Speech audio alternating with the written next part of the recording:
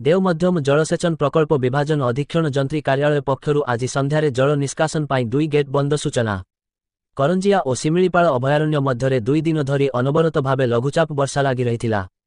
तेणु बंधर 3टी फाटक द्वारा जल निष्कासन करा जायथिला। तेबे आज वर्षार परिमाण कम हेबारु संध्यारे 2टी फाटक बंद करा जायछि।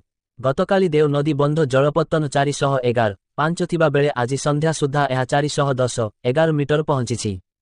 आगामी 5 तारिख पर्यंत एही अंचलरे प्रबलरु प्रबलतर वर्षा हेबार संभावना रहिछि बोली पाणीपाग विभाग आकलन करिछि। तेबे आज वर्षार परिमाण कमी जिबारु वर्तमान बंध मध्यकु घंटाकु 201 क्यूमेक पानी अनुप्रवेश करुथिबा बेले गोटिए गेट द्वारा 111 क्यूमेक पानी निष्कासित हेउछि बोली श्री पात्र सूचना दैछन्ति।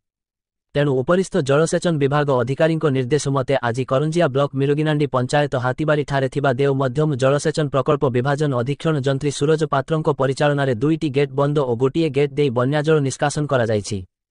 तेबे आगामी 5 तारिख पर्यंत लघुचाप जोगु केन्दुझर मयूरभंज जिल्ला रे प्रबलरु प्रबलतर वर्षा हेबार संभावना रहथिबारु जलभंडार जलपत्तन वृद्धि पाई पारे। तेणु समस्त जनसाधारणंकु सचेतन रहिबाकु विभाग पक्षरु सूचना दिया जायछि। तेबे पूर्वरु नदीर उभय पार्श्वरे और केनाल निकटरे थिबा गां लोकमानंकु सतर्क सूचना जारी करा जायथिलो एवं एही समस्त अंचलरे बसबास करुथिबा जनसाधारण तथा तळी अंचलरे बसबास करुथिबा लोके निज निजर गृहपालित पशु पक्षी धन जीवन सुरक्षित रखिबा पाई निरापद स्थानकु जिबाकु बंध कर्तृपक्षंक पक्षरु निवेदन करा जायथिला। वर्तमान सेमाने किछि दिन पाई सेही स्थानरे रहिबाकु परामर्श दिया जायछि। आम प्रतिनिधि सीधा सड़क देव नदीबंधर मुख्य निर्माण जंत्री अजय कुमार सेठी अंक सहित जो आलोचना करथिले।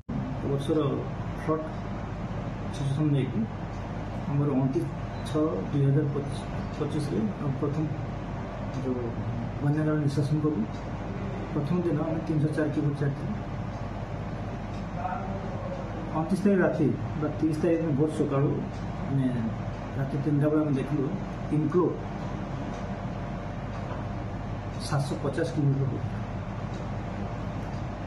देखला बेले आम देखलु जे हमर डैम कैपेसिटी अधिक होमती 412 एफआरएल अच्छे एफआरएल टू अधिक तेणु आम सागे सागे रिड्यूस करने 441 किलोमीटर आम दिन 12टा बेले छाड़